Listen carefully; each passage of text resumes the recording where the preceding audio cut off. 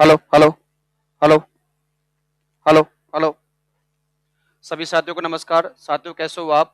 मैं आशा करता हूं कि आप स्वस्थ होंगे, मस्त होंगे, अपनी तैयारी में व्यस्त होंगे। मित्रों, जैसे कि आगामी एग्जामिनेशन सीटी, आगामी एग्जामिनेशन पशु परिसर, रीट, आरएस प्री आदि के एग्जामिनेशन के लिए हमने यहाँ आपका स्टार्ट किया था आर्ट एंड कल्चर राजस्थान को लेकर। तो अगला जो आपका टॉपिक होने वाला है मित्रों, वो टॉपिक होने वाला है आर्ट और कल्चर के अंदर हम पढ़ने वाले हैं सबसे पहले यहाँ राजस्थान की जनजातियां।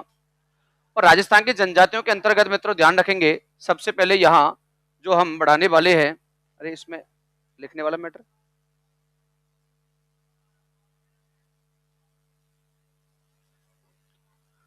मित्रों राजस्थान की जनजातियों में थोड़ा सा सर्वाधिक कहाँ देखने को मिलती है, सबसे कम कहाँ देखने को मिलती है, वो तो हमने अध्ययन कर लिया था। थोड़ा सा आज हम क्या पढ़ने वाले हैं, तो आज हम पढ़ेंगे सबसे पहले मीणा जनजाति के बारे में। मीणा जनजाति का उद्भव कैसे हुआ था? मीणा जनजाति का उद्भव मित्रों ध्यान रखेंगे, वो कैसे पैदा हुई, कहां से पैदा हुई, किसके द्वारा पैदा हुई, सर्वाधिक कहां पाई जाती है, इन सारे क्वेश्चनों के बारे में चर्चा करने वाले हैं। ठीक है, तो ध्यान रखेंगे।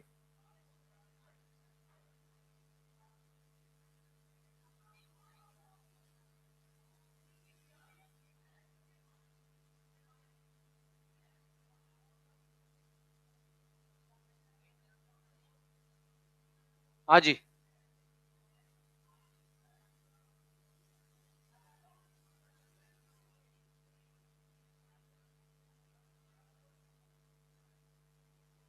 चलो भाई, चलो सभी मित्र एक बार क्लास को लाइक और शेयर करें। तो आज का जो अपना सेशन होने वाला है, वो पढ़ने वाले हैं मीणा जनजाति के बारे में। ठीक है भाई, चलो बात करते हैं मीणा जनजाति। तो पहला पॉइंट क्या बनने वाला है, आगे चलते हैं। सबसे पहला पॉइंट लिखा हुआ है मीणा जनजाति को लेकर।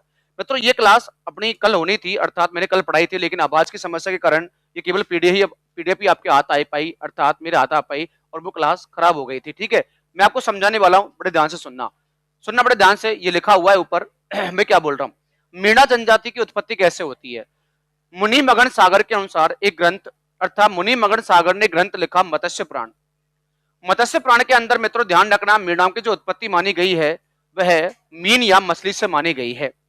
मीन या मछली से उत्पन्न हुए हैं मित्रों, ध्यान रखना, तो उत्पन्न हुए हैं मीन या मछली से। पुराण का नाम क्या है मित्रों? तो पुराण का नाम है मत्स्य पुराण। और मत्स्य पुराण जो लिखने वाला व्यक्ति था, उस बंदे का नाम था मित्रों, ध्यान रखना, मुनि मगन सागर। मुनि मगन सागर ने रचना की मत्स्य पुराण की, उसमें उत्पत्ति मानी गई है मीनाओं की या मीना की। इसका नाम है मित्रों मीन या मछली। ध्यान रखें मित्रों, इन्हें ये अपने आप को विष्णु मत्स्य अवतार के नाम से मानते हैं, या उनके रूप में पूछते हैं, विष्णु मत्स्य अवतार के रूप में पूछते हैं अपने आप को। और राजस्थान की सबसे बड़ी जनजाति का नाम क्या है मित्रों? मीणा जनजाति है। ये सबसे शिक्षित जनजाति के नाम से भी पुकारी जाती है। और यदि हम बात करें मत्स्य पुराण की, मत्स्य पुराण के अंदर 5200 गोत्रों का उल्लेख है, 24 खापों का प्रावधान है। ये 5200 गोत्र 24 खाप किसके अंदर है? तो मुनि मगन सागर के अनुसार लिखा गया ग्रंथ मत्स्य पुराण के अनुसार। आगे चलते हैं, उसके बाद में कर्नल जेम्स टॉड ने मीणाओं का जो उत्पत्ति स्थान माना है मित्रों, वो माना है, ध्यान रखना, वो कहां से माना है? तो वो माना है काली खोह अजमेर आगरा के मध्य अरावली पर्वतमाला से माना है।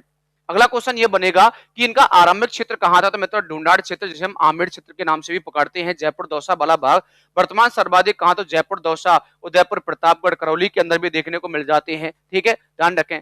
उसके बाद में मीणा जनजाति के लोग आमेर के राजाओं का रास तलक किया करते थे, बिल्कुल सही बात है। और उसके बाद में राजस्थान की सबसे संपन्न जनजाति का नाम क्या होता है मित्रों?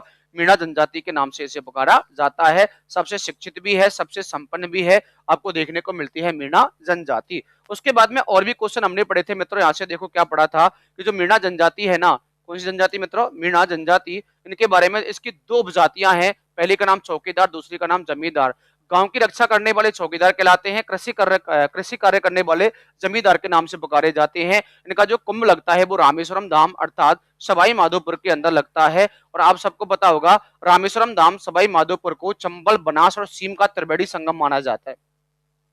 रामेश्वरम को मित्रों चंबल, बनास और सीप का त्रिवेणी संगम माना जाता है, ये आपको ध्यान में रखना है। इनका आराध्य देव है बुरिया बाबा गोमतेश्वर। उसके बाद में इनका अर्थात इनका कुल देवता है भुज देवता। आराध्य देवी का नाम होता है जीड़ माता सीकर और नारायणी माता अलवर के अंदर। ध्यान रखें, ये लोग बाण माता की पूजा करते हैं। बाण माता का मंदिर सीकर के अंदर बना हुआ है। और ब्रज क्षेत्र में मित्रों ये दुर्गा पूजा किया करते हैं। कौन? मीणा जनजाति के लोग। ठीक है, आगे चलते हैं। उसके बाद में अगला पॉइंट क्या लिखा हुआ है? मीणा जनजाति के अंदर पंचायत का जो मुखिया होता है ना मित्रों, उसे पटेल कहा जाता है। बड़ी पंचायत को कहा जाता है चौरासी, और अनाज रखने के जो स्थान पर कोठी बनाई जाती है उसे ओबरी कहा जाता है। इसमें बच्चे के जन्म पर थाली बजाई जाती है और बच्ची के जन्म पर सूप बजाया जाता है। और ध्यान रखना कि विवाह के अवसर पर ये लोग अपने जीजा का विशेष सत्कार करते हैं और अपने घरों पर मुरनी मारना पसंद करते हैं। तो मुरनी मारना पसंद करते हैं मीणा जनजाति के अंदर, और इसे शक्ति की उपासक जनजाति के नाम से पुकारा जाता है। नेक्स्ट क्वेश्चन क्या बनेगा, अगला पॉइंट बनेगा, मीणा जनजाति में जो कृषि कार्य होता है ना, उसे बटाईदार कहा जाता है। कृषि व्यवस्था को बटाईदार कहते हैं, जो 3 प्रकार से होती है। कैसे होती है, सबसे पहला नंबर 1 आपके सामने लिखाई दे रहा है, वो है छोटा बट, पहली सबसे नंबर 1। दूसरी होती है मित्रों हाड़ी बट, और तीसरी होती है हासिल बट।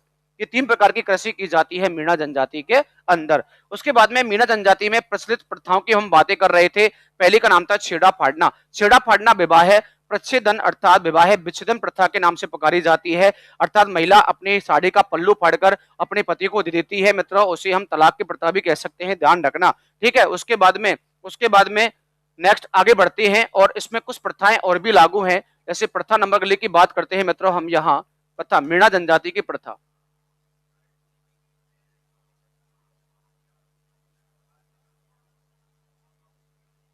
आगे देखो भाई थोड़ा सा, उसके बाद में बात कर लेते हैं कि अगला जो पॉइंट आएगा वो आएगा झगड़ा राशि।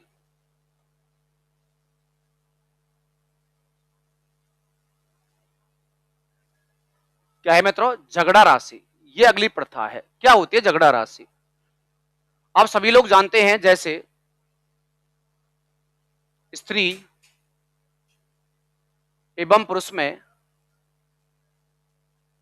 झगड़ा होने के बाद, झगड़ा होने के बाद,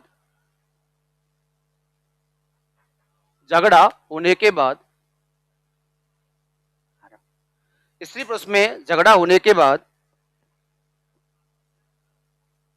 झगड़ा होने के बाद स्त्री के नवीन पति द्वारा राशि देना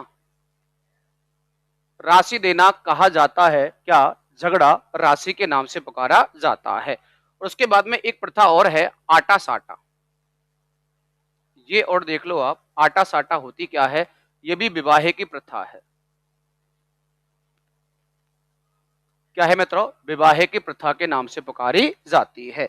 इसमें ध्यान रखें मित्रों, इसमें होता क्या है कि आपस में जैसे बच्ची को दे दिया और उसकी बच्ची को ले लिया। यहाँ इसकी बच्ची अर्थात जैसे एक पक्ष ये होता है, एक पक्ष ये होता है, ये अपनी बच्ची का विवाह यहाँ कर देंगे तो ये अपनी बच्ची का विवाह है यहाँ कर देंगे, उसे हम कहते हैं आटा साटा। इसके बाद में हम पढ़ेंगे भील जनजाति, तो ये क्लास आप जरूर देखें, ठीक है। छोटी क्लास है, आज कल इतना ही। नेक्स्ट कल जय हिंद जय भारत और राम मित्रों।